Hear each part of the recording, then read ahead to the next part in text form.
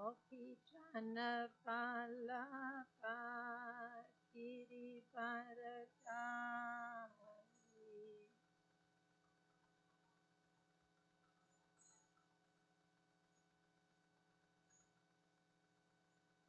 Sodanandana Prajajana Ranjana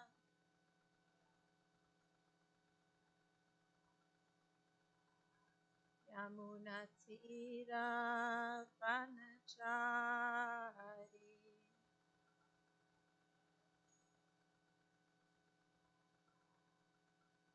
Jayarata Madhava Kunja Bihari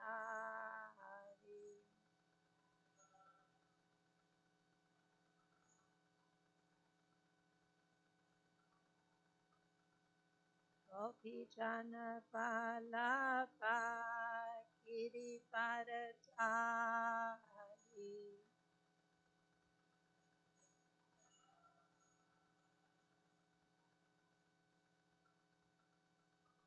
Yasodanandana Prajajana Ranjana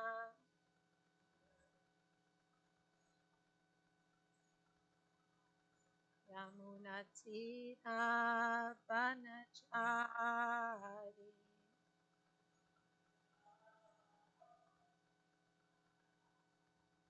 Jayarata Madhava Kunja Bihari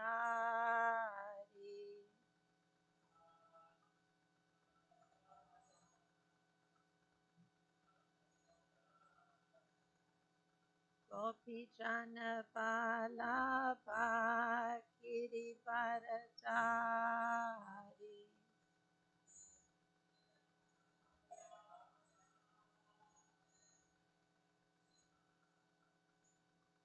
Yasodanandana Prajajana Ranjana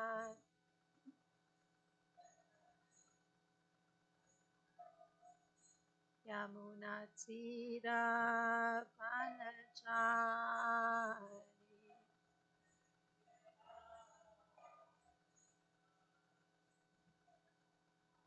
Hare Krishna, Krishna Krishna, Hare Hare, Hare Rama, Hare Rama, Rama Rama, Hare Hare.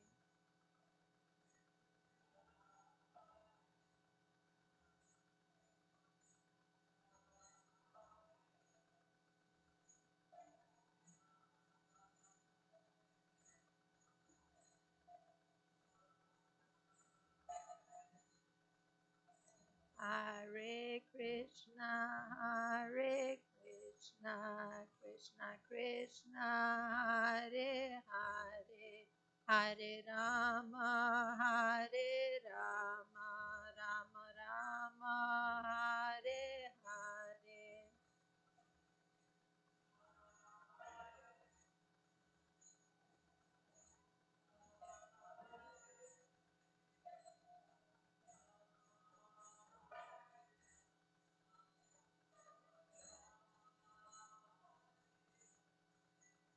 Hare Krishna, Krishna Krishna, Hare Hare, Hare Rama, Hare Rama, Rama Rama, Hare Hare.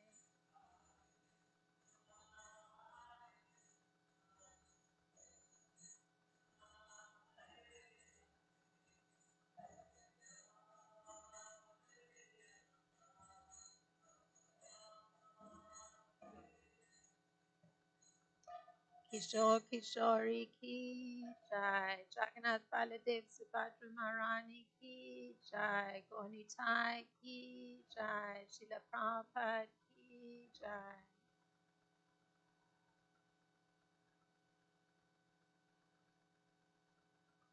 Om Namo Bhagavate Vasudevaya.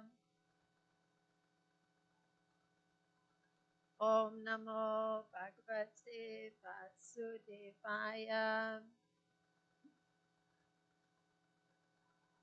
Om Namo Bhagavate Vasudevaya.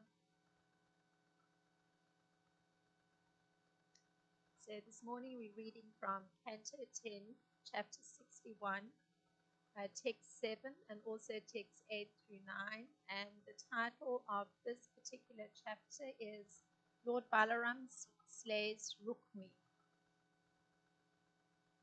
So text 7 is on the board. You can chant responsively. Tasamya Dasa Putranam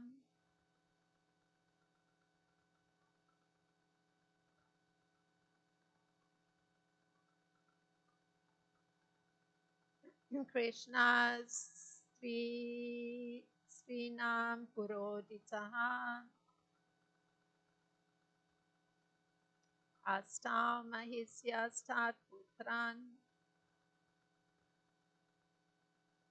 Rajumna Dingrinamite Tasamye Dasha Putranam Krishna's Srinam Puroditaha Astam Mahisya Stat Putran Rajumna Dingrinamite Tasamya Dasha Putranam Krishna Srinam Puroditaha Astam Mahisya Stat Putran Rajumna Dingrinamite.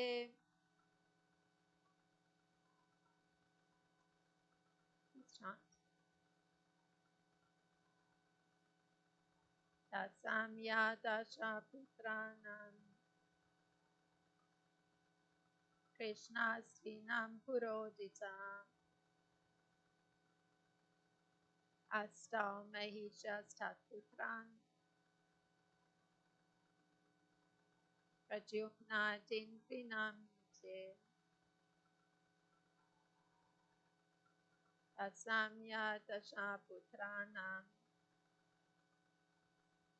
Krishna Srinam Puroditaha Asto Mahisya Stat Putran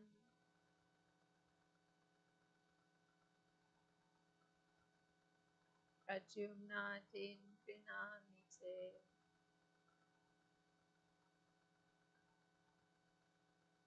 Tashamya Dasha Putranam Krishna Srinam Purodita Asto Mahisya Stat Putran Rajumna Dingrinamite. Thank you. And the word for words for text 7.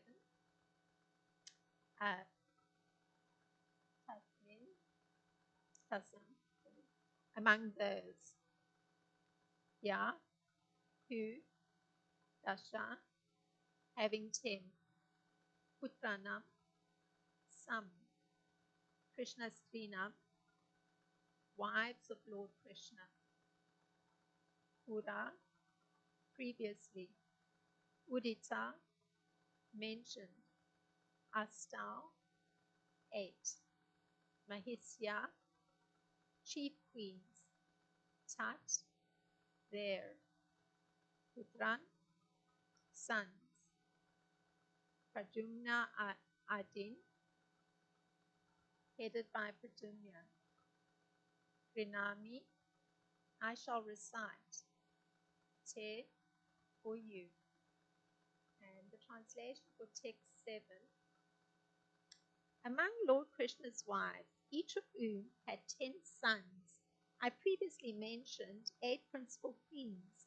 I shall now recite for you the names of those 8 queens' sons, headed by Pradyumna. And there isn't a BBT purport. And then I'm going to read the Sanskrit and the translation for text 8 and 9.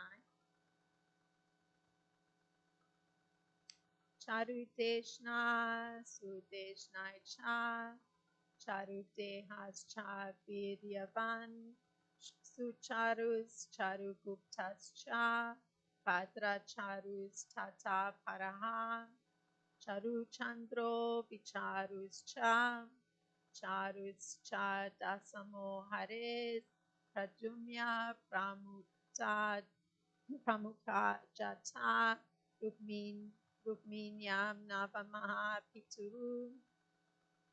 And the translation for text 8 and 9. The first son of Queen Rukmini was Pradumya, and also born of her were Charudeshna, Sudeshna, and the powerful Charudeha, along with Sucharu, Charugupta, Bhadracharu, Charuchandra, Vicharu, and Charu, the 10th. None of these sons of Lord Hari was less than his father. Gananjana Shlakaya Chakshurunmilitam Yena Tasmai Shri Gurave Namaha Shri Chaitanya Manopistam Stapitam Yena Bhutale Swayam Rupakadamayam Dadati Svapadantikam Vandeham Shri Guru Shilta Padakamalam Shri Guru Vaishnavam Shah Shri Rupam Sakajatam Sahagana Rakatam Vitam Sajivam Sadvaitam Sabadutam Parijana Sahitam Krishna Chaitanya Devam Shri Radha Krishna Padan Sahagana Lalita Shri Vishakha Vitamscha Hey Krishna Karuna Sindhu Dina Bando Jagakate Gopesha Gopika Kanta Radha Kanta Namostate Tapta Kanchana Gorangi Radha Vrindavaneshwari Vrishabhanu Sute Devi Pranamami Anupriye Vanchakalpa Tarubhya Shakripa Sindhivya Vacha Patitanam Pavanebhyo Vaishnevyo Namo Namaha Namo Om Vishnu Padaya Krishna Prestaya Bhutale Srimati Roma Padaswami Iti Namine Namo Om Vishnu Padaya Krishna Prestaya Bhutale Srimati Bhakti Vedanta Swami Iti Namine Namaste Saraswati Deve Gauravani Pracharine Nirvishesha Sunyavadi Paschatya Deshatarine Jai Shri Krishna Chaitanya Prabhu Nityananda Shri Advaita Gadadhar Shivasadi Gaura Bhakti Vrinda Hare Krishna Krishna Krishna Hare Hare Hare Rama, Rama Rama, Hare Hare.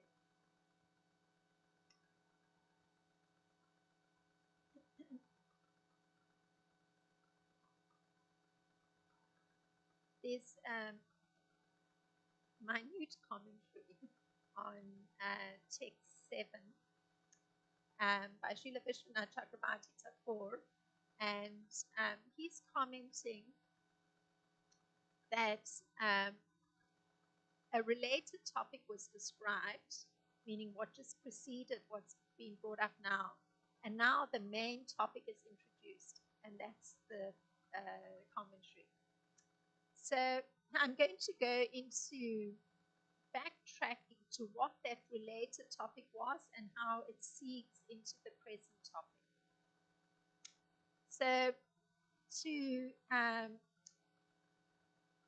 refer to that related topic that led to the present moment, I'm actually going to read a little bit from Srila Prabhupada in Krishna book, short amount.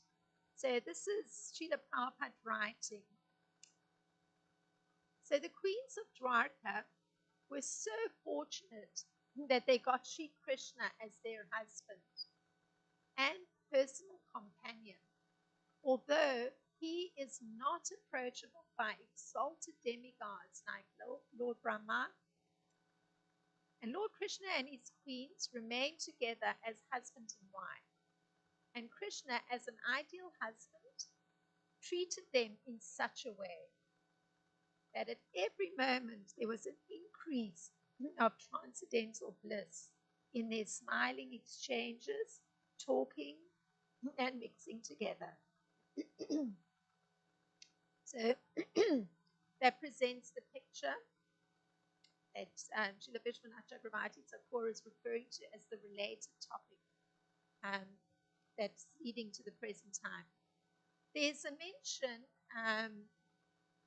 in the BBT purport, in Srimad Bhagavatam BBT purport to text 6. So that was the previous text, which was covered yesterday, that Srila Sridhar Swami notes that there's the same description given, this one that I've just read to you, of the exchanges between Krishna and his beloved queens.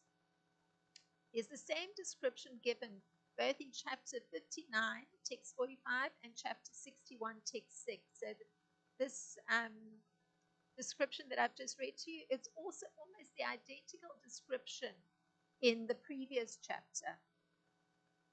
So I'm going to read a little bit more from Srila Prabhupada and Krishna book, where he's touching on the previous text. So this is expanding that picture of Krishna with his queens. Each and every wife had hundreds and thousands of maidservants.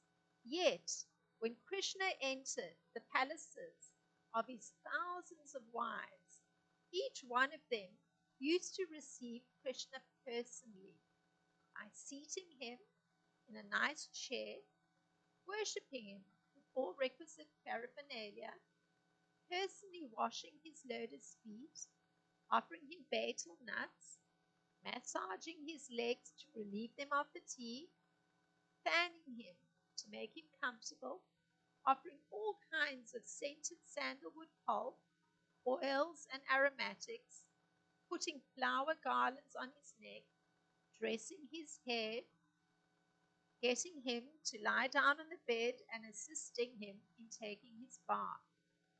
Thus they served Krishna always in every respect, especially when he was eating. They always engaged in the service of the Lord.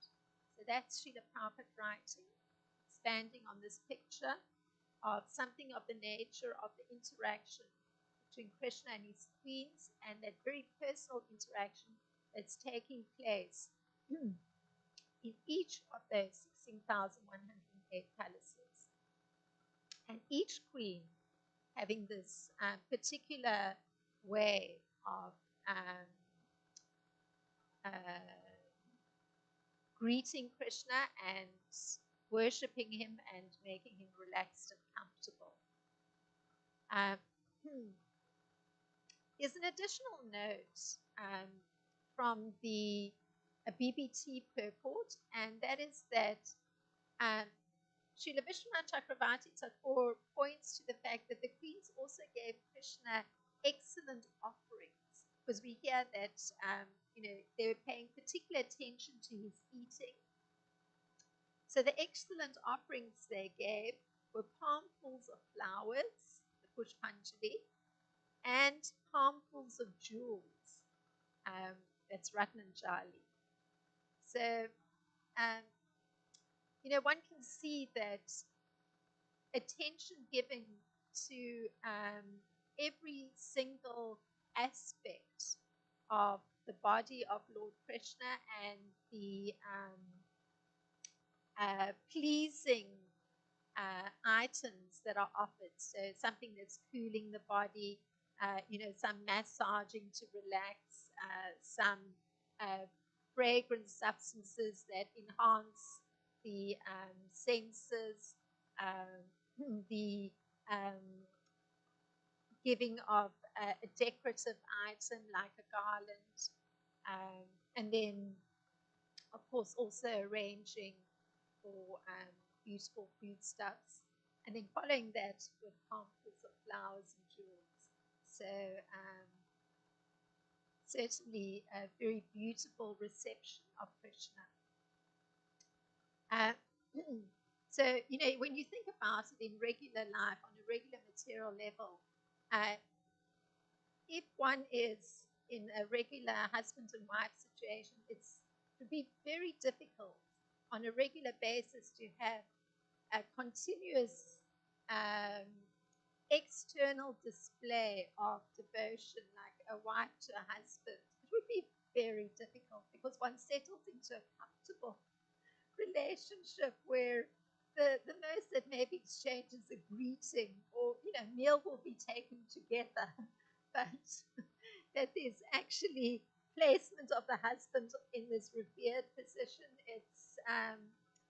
It's quite extraordinary. So clearly, of course, both the Krishna's in the role of a king, and the role of the queens is having the proper decorum to a personality who's the ruler of an entire city.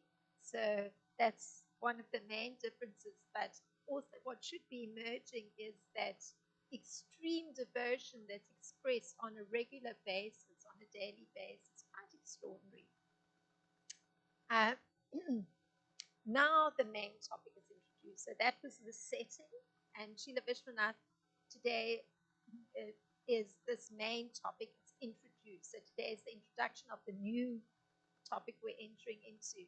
And Srila Prabhupada writes this way. This again is from Krishna book. Each of Krishna's 16,108 queens had 10 sons. The sons of the first 8 queens are as follows. So the verse today that we read is, by Rukmini, Krishna had the following 10 sons: Pradumya, Charudeshna, Sudeshna, Charudeha, Sucharu, Charugupta, Bhadracharu, Charuchandra, Vicharu, and Charu. So, of course, it's not mentioned here, but each of those 16,108 queens, they had the 10 sons and they had one daughter each. So that's not mentioned here, but there was one daughter that they each had also. So the notable characteristic of these 10 sons that we've just heard of that come from Queen Rukmini, or the union of Queen Rukmini and Krishna, is that none of them were inferior in their qualities to their divine father, Lord Krishna.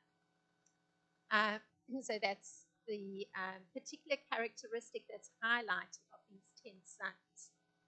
And since this is Lord Krishna's principal queen, Queen Rukmini, one can consider something of the qualities of Rukmini as put forth by Lord Krishna, because it's important always, if reference is made that the children are like the parents, one would want to know what the parents are like. So I put a lot of emphasis on looking at what the parents are like. So because it's not often or always the case that the child is like the parents. In regular like material world, generally the particular mental, psychological functioning of the parents is somehow learnt by the child, because there's constant dealing. So, but it doesn't mean that the child's identical to the parent, but the child will carry the mental and social, psychological functioning of the parents. It's kind of recorded. But the child may have completely different qualities. It does not mean that a child born in a certain social division will have the same characteristics that belong to that social division, not necessarily. And that's what Krishna consciousness or teaches, that the regular understanding is that, say, somebody who's born in a Brahminical family will have Brahminical qualities, but that's not the case.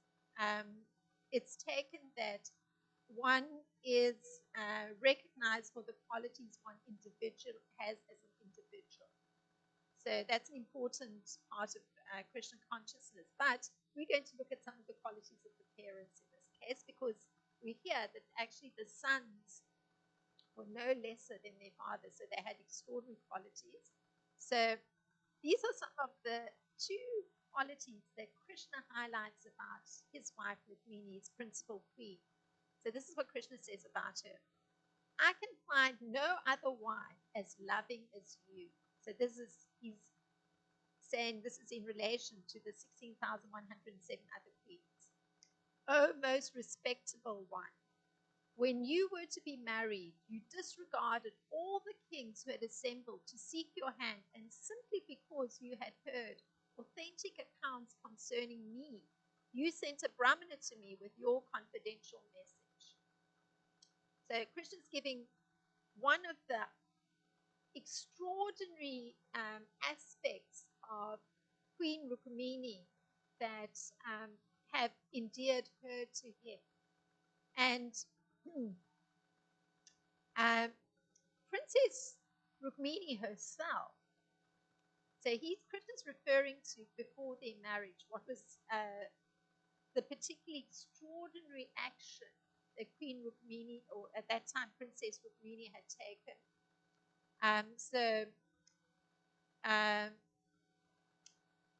The particularly notable characteristic that he's drawing attention to is that right at the moment where there was an arrangement for her marriage, and there were all these kings assembled, and it had already been decided by her brother who she was to marry, she had actually made her own plan of how she was actually going to have Krishna be her husband.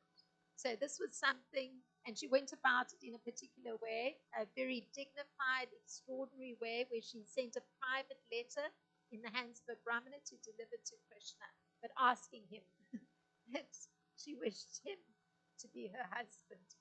So Krishna mentions this as one of her extraordinary loving qualities, this action that she took. Now, Princess Rukmini, she on her part had heard of the beauty, the prowess, the transcendental character, and the opulence of Lord Krishna from visitors to the palace. Because all the visitors that were coming, they sang his praises. And this allowed her to make up her mind that he would be the perfect husband. Just hearing about Krishna's qualities. His extraordinary character, his transcendental character, his beauty, his prowess, because obviously he's having to function as a Kshatriya, as a king, so his prowess. So everybody was singing his praises, and she decided this was going to be her husband. And the perfect husband. So the reason she sent a Brahmana with a letter to Lord Krishna, as I mentioned, asking him to kidnap her, was because her brother Rukmi, so the Prince Rukmi, he felt envious towards Lord Krishna, and he had forbidden his family to give his sister to Krishna, although the family in fact wanted to do so. And Rukmi himself, Prince Rukmi, he had decided to give his sister, Princess Rukmini, to Prince Shishupal. So one hears that at that time, and this is a little bit earlier on, that Krishna had reached the conclusion himself. So he had not met Rukmini. Rukmini had not met Lord Krishna. She had merely heard about Lord Krishna. But Krishna himself at that time reached the conclusion that she would be an ideal wife, because he knew that Rukmini possessed, and these are the qualities that were notable in Rukmini. So these are of relevance because we're understanding that the children that have come from them have these same extraordinary qualities. So this is what Krishna saw Rukmini as possessing: intelligence, auspicious bodily markings, beauty, proper behavior. And we heard something of her proper behavior, how she went about things, and it was perfectly permissible for a princess to actually present that she wished to have Krishna as her husband, going through that channel of sending a letter through a Brahmana, very respectable person. So she had a proper behavior and all other good qualities. So based on these particular qualities, that's what Krishna decided. Krishna also concluded that she would be an ideal wife. And hence, he decided at that time too, and this is given in the 52nd chapter of the 10th canto, that he would marry Rukmini. So he had decided that too. There's a second praise and acknowledgement of a quality of Rukmini, and that's given by Lord Krishna himself. He says it to Rukmini. So we heard of the one.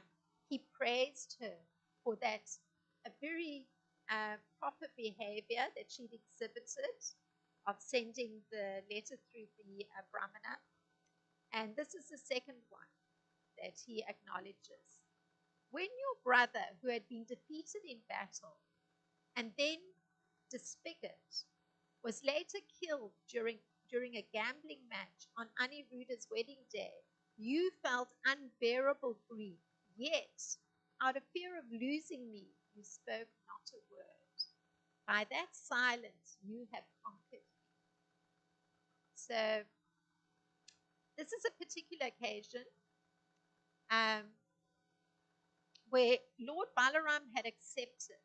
So this is the situation and the praise that Krishna is sending towards Rukmini is her particular silence at a moment when her brother was actually killed, even though she experienced great grief. And so I'm going to describe a little bit of the situation because this is considered something that's extraordinary about her to Lord Krishna. Lord Balaram had accepted a wager of 100 million gold coins, and he had fairly won that wager, in addition to an earlier wager. And in the previous moment, and for the second time, Rukmi, so this is the same Rukmi that had felt that enviousness towards Lord Krishna, Rukmi tried to cheat Lord Balaram, and Rukmi declared, because there were other kings present, and he said, I have won. Let these witnesses here say what they saw. So Rukmi was claiming that he actually was the winner in this dice match. And then a voice from the sky just then declared, Balaram has fairly won this wager. Rukmi is surely lying. And what did Rukmi proceed to do? He proceeded to ridicule Balaram. So this is what Rukmi tells Balaram. You cowherd boys who wander about the forests know nothing about dice. Playing with dice and sporting with arrows are only for kings and not for the likes of you. So this is, again, that enviousness that Rukmi is carrying in his heart, not only towards Lord Krishna, but Lord Balaram too. So it was that Rukmi insulted Balaram. And Lord Balaram was provoked to anger. So what did he do? His favorite weapon, he raised his club and he struck Rukmi dead. He didn't waste time. He did it right away. So this understanding of Krishna on the part of Rukmini that allows her to use her intelligence, because Krishna has said that one of the qualities he values in Rukmini is her intelligence, is one, she extracted herself from an unwanted marriage, so that showed intelligence, considering also this great enviousness of her brother, and she chose Krishna. And then the second extraordinary characteristic of Rukmini, again showing her, you could say, control, self-control, because it said other good qualities. So she has this quality of self-control. She controlled her grief at this moment when Lord Balaram had struck her brother dead with his club. And this points actually to her having a deep understanding. It's a spiritual understanding, because in a regular material situation, if you have to witness the death of somebody that's dear to you, it's not so easy to control grief. I mean, witnessing it. So, in fact, I mean, one may for years and years, carry that image in one's mind if one actually sees some violence committed to somebody that's dear to one. So, great suffering. So, in her case, she experienced great grief, but she exhibited this great self-control. And Srila Prabhupada explains it this way. and we can understand that Rukmini has to have some spiritual understanding that she's carrying to be able to function in that kind of way. And this is how Srila Prabhupada explains.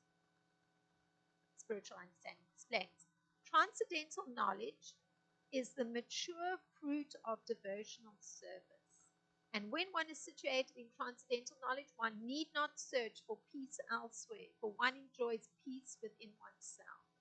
So we can infer Rukmini's in that position. She's in that position where she's peaceful within herself. And this has been the fruit of her devotional service. Because we hear she's had this devotional mood towards Lord Krishna from even before she was married. So this is the mature fruit, this particular position of being situated in transcendental knowledge, because in that situation where her brother's being killed, Lord Krishna is present, she's experiencing grief, but she doesn't express it because, one, she's married to Lord Krishna, she's in the position of a queen, so she has to exhibit the proper behavior publicly.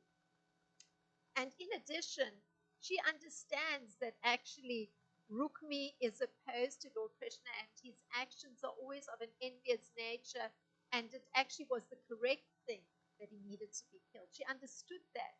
But still, on a heart level, there was grief because it's her brother. But she had that self-control because of transcendental knowledge, understanding who Krishna is and understanding that actually an envious entity being killed, it's the correct thing. So, Krishna states, in this world, there is nothing so sublime and pure as transcendental knowledge. Such knowledge is the mature fruit of all mysticism, and one who has become accomplished in the practice of devotional service enjoys this knowledge within himself in due course of time. So that's what Rukmini was carrying, knowledge of Krishna. She knew his position. And in fact, even that description that we heard of how the queens treated Krishna. So there's royal protocol, but it's an understanding on a devotional level of Krishna's position as the Supreme Personality of Godhead.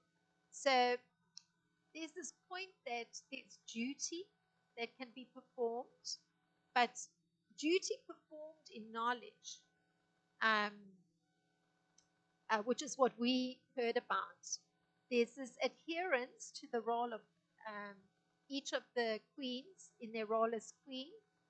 And in the case of Rukmini, she again in her role of queen is not displaying public grief at the death of her brother, and she sacrifices that. She sacrifices that public exhibit of her grief because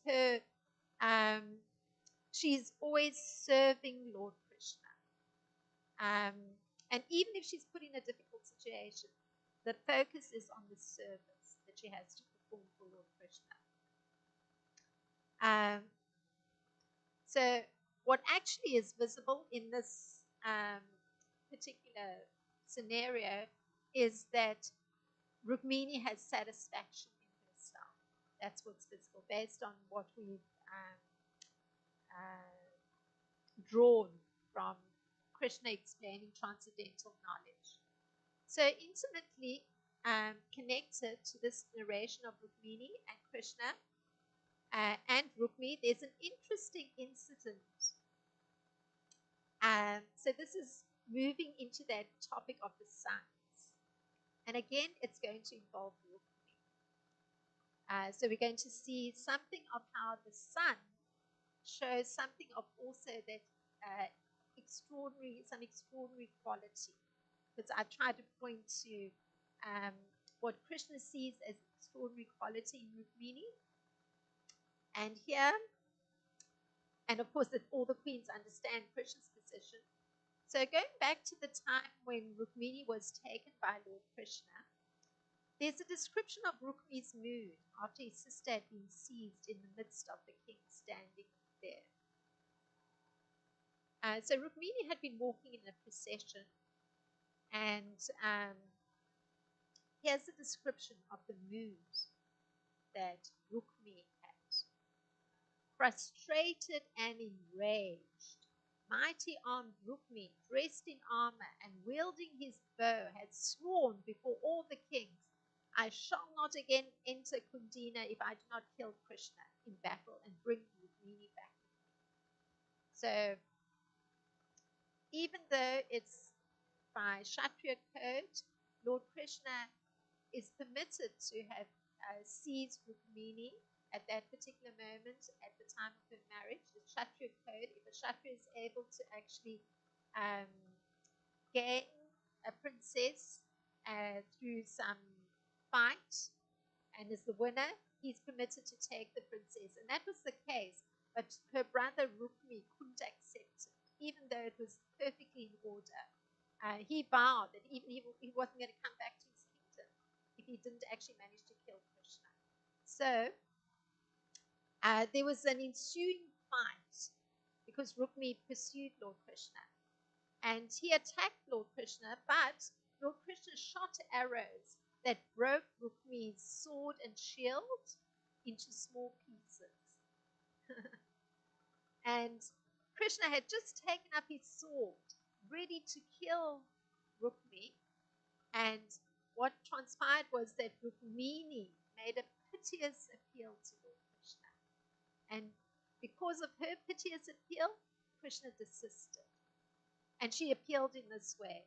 And it again tells you of something of the understanding of this principal queen of Lord Krishna, her understanding of Krishna's position. She says, O controller of all mystic power, immeasurable one, Lord of lords, master of the universe, O all auspicious and mighty armed one, please do not kill my brother.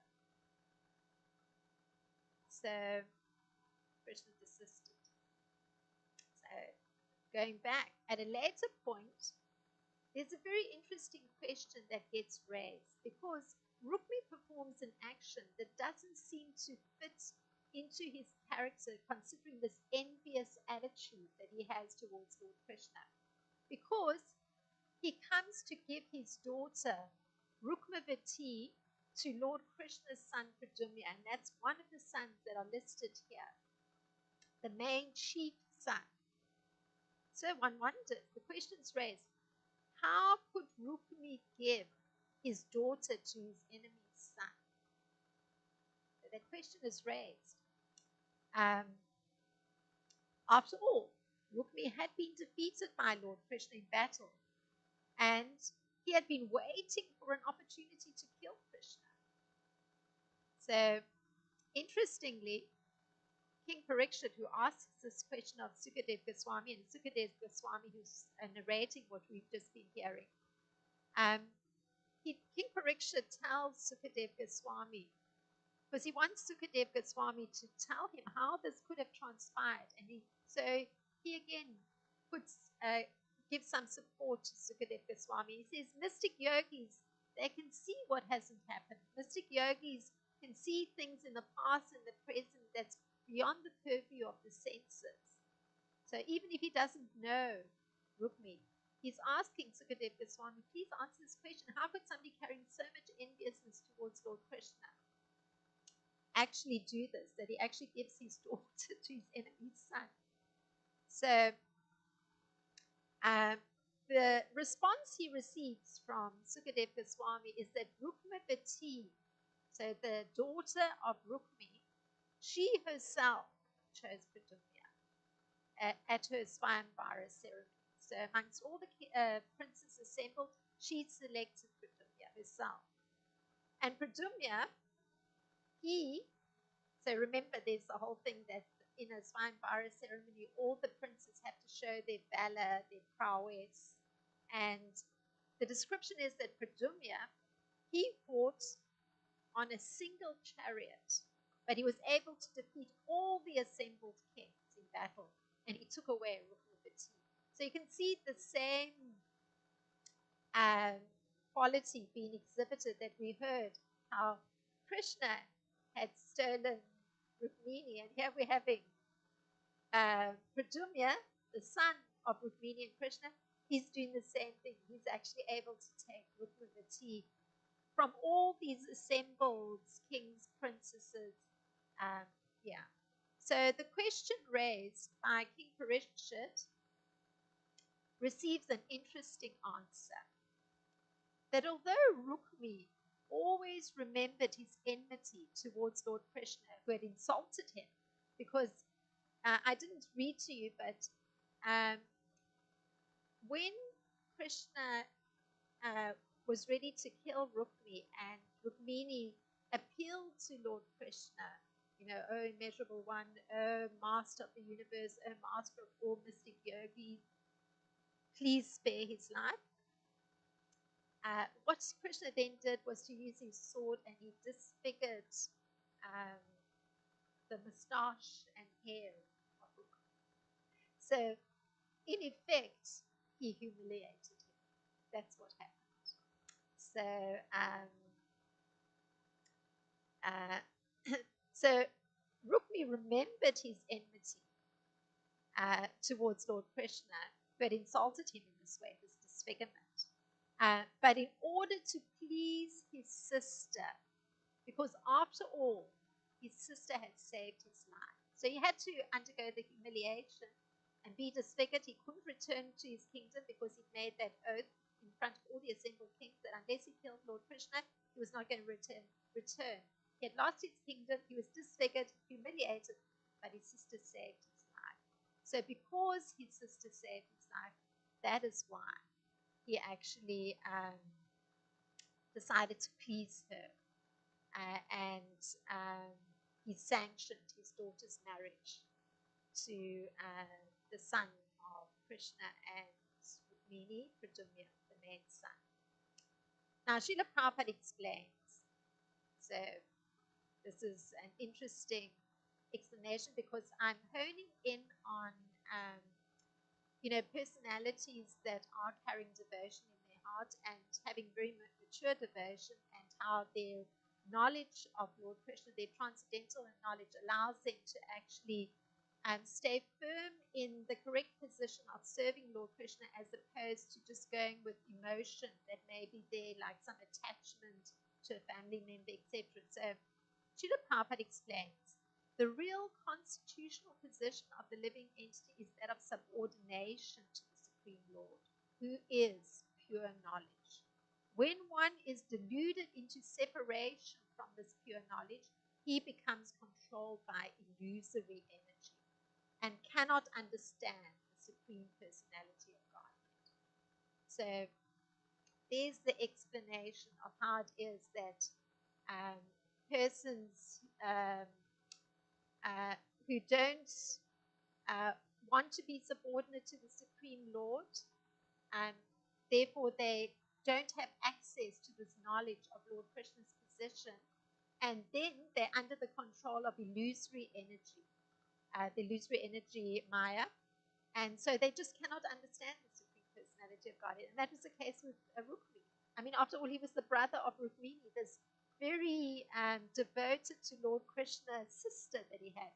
He couldn't understand. He couldn't understand Krishna or his position. So Krishna puts it this way. Yeah, almost at an end. All living entities are born into delusion, bewildered by dualities arisen from desire and hate. So actually, it's not only Rukmi. Every one of us, we actually get born into this kind of delusion that, we hate someone or we love someone. So there's this, these dualities that exist there. You're either desiring something very positive, favorable, or you're hating something. So every one of us is born into that duality.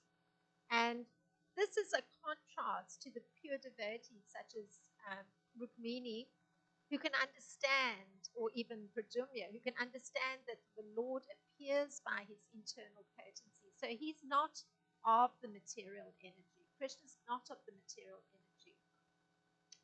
And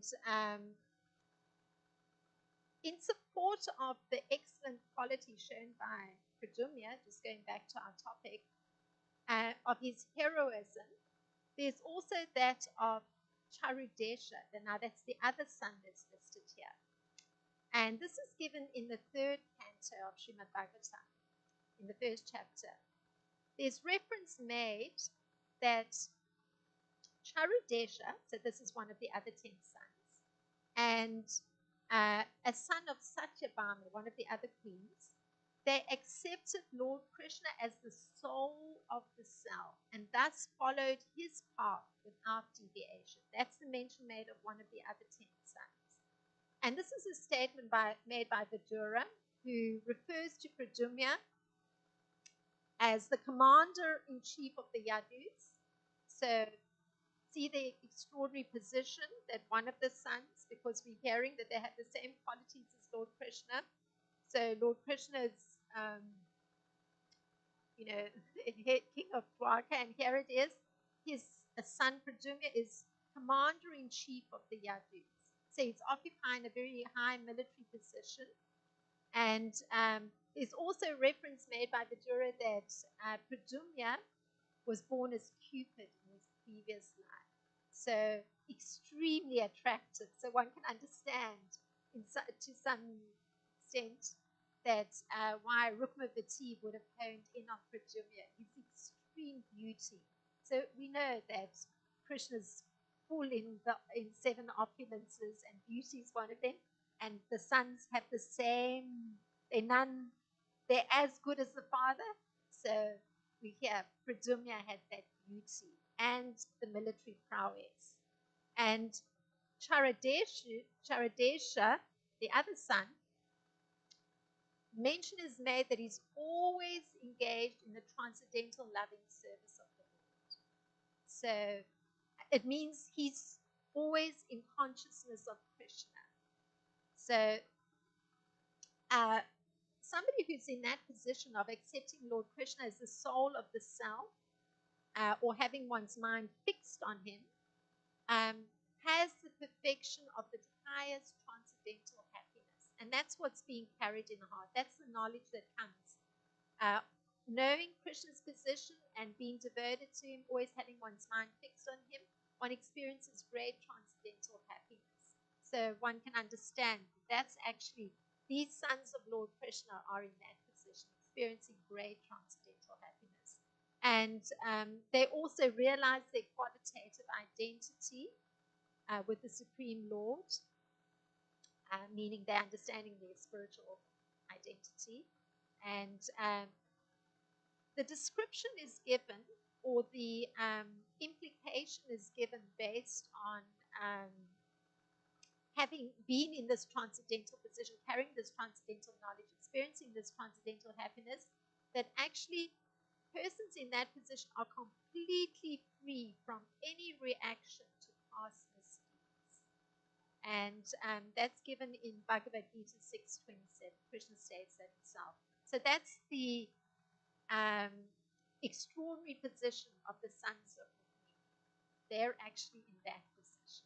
And I used the example of 2 of the main sons that are described in this way, but because the statement's made that all the sons are no less in quality, we take it that they're all in this perfect transcendental position of having their mind fixed on Lord Krishna and actually experiencing great transcendental happiness, and therefore being free from any reaction to past misdeeds. So these are some thoughts on the 3 verses of today. If there's any question that comes, or some comment, observation, please feel free to contribute to the discussion. Hare Krishna Mata, thank you so much for your class. This topic of transcendent realization, seeing Krishna, being mind fixed on Krishna, it's recently being hammered to me again and again.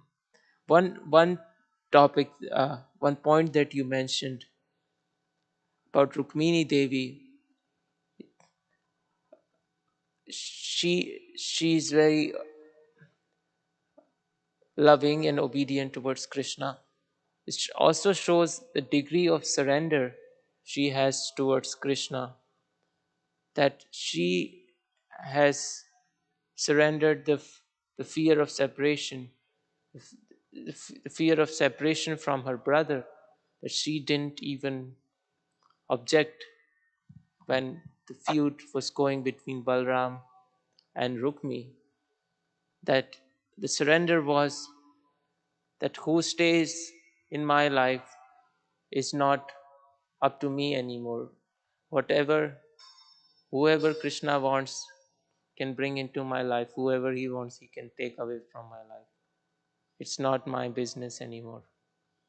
It looks to me a degree of surrender she is showing there. That's a nice additional comment. Thank you very much, Vidu. Um, yes, indeed. That position of transcendental knowledge, of having satisfaction within the self, means that one's not looking externally for one's happiness. So even the relationship with a close family member is not where one's looking for one's happiness. The happiness is already within, in terms of having established that close relationship with Krishna through service, through serving him. And we heard all the queens are doing it on a daily basis, visibly doing it. And in the case of Rukmini, in a very trying situation, very trying public situation, she exhibited that control, and as you say, it's, you can infer there's surrender to Lord Krishna, complete surrender, because she completely showed self-control, experiencing great grief. I mean, it's not that one becomes an emotionless person externally, or a callous person. There's attachment to her brother, but she controlled that because there is still the higher satisfaction within the self that comes from being connected to Lord Krishna in devotional service, in the mood of devotional service. And she was in the highest point, the mature stage of service to Lord Krishna. So the grief, one, there's ability to be detached from the grief, and as you say, detached even from an idea that one should have that external object as one's source of happiness. She's able to be detached from that. So you pointed to that, yeah, in some sense, seeing that, oh, one's happiness should lie there. And I guess I'm commenting, she's already understanding the happiness doesn't lie there, the happiness is already within. And so there is acceptance, as you were pointing out, that, oh, that object may be removed. But still there's attachment. There is attachment on an emotional level. But she showed where the higher position was. The higher position was that position of staying satisfied within the self. So the grief is there, but the higher position is the settled self-satisfaction. So therefore one can even be detached on an emotion, from one's emotion. It's quite an extraordinary position. I'm quite it. Because generally one's practicing devotional life and service to Lord Krishna, and one experiences that satisfaction within, but an external thing may come one's way, and one may be pulled down into the more base emotion. So, and that's that self-control. It's one of the qualities that Krishna gives that come with transcendental knowledge. It's a quality he bestows. So it's not that one, tries very hard, or like Queen Rukmini's having to hide her face, trying to control her grief and holding her body, not at all. It's like being perfectly composed, experiencing the grief, but being able to be. Yeah. I mean, there's a listing of the qualities Krishna bestows in self-control. So indeed, it comes from surrender and an understanding of where happiness is. And it's not just theoretical, it becomes factual because one's experiencing that happiness within. transcendental happiness of being in relation to the Supreme Soul. Keeps one buoyed up, so to speak. Yeah, it's a very subtle, very subtle. If there's any other thoughts or comment?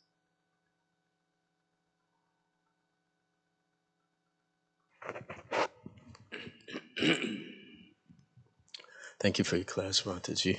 Are there any cases in the Bhagavatam where Krishna actually sends one of his sons to a planet to do work for him? Like Krishna sent Prabhupada to Earth to preach and deliver the world, and his position is known. Are there any examples where Krishna sends one of his sons, like Pradyumna or someone, to the planet to do work? I don't know the details of that, so I can't comment. I may not be learned in that. It's not coming to my mind. Forgive me. Sorry.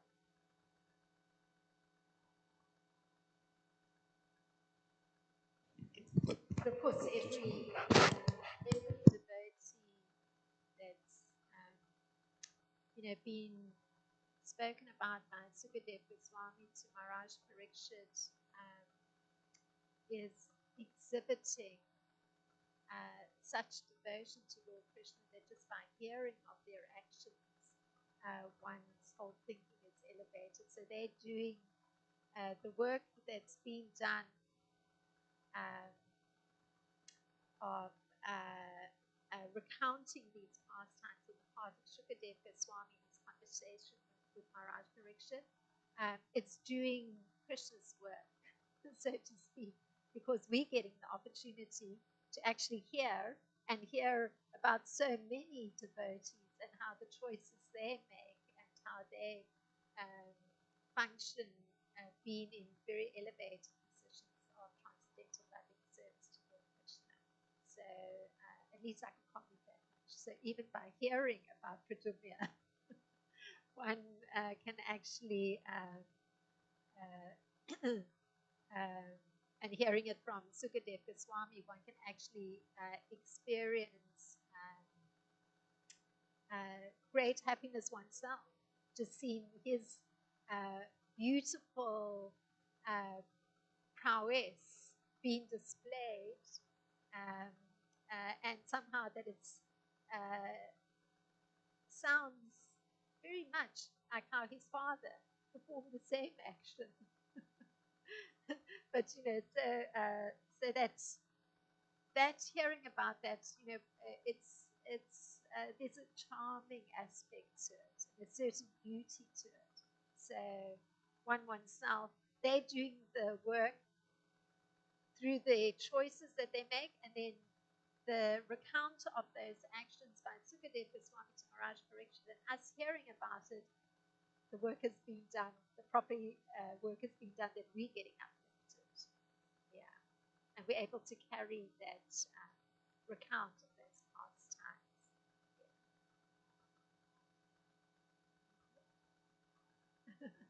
Thank you very much for your kind attention. Srila Prabhupada ki jai, Srimad Bhagavatam.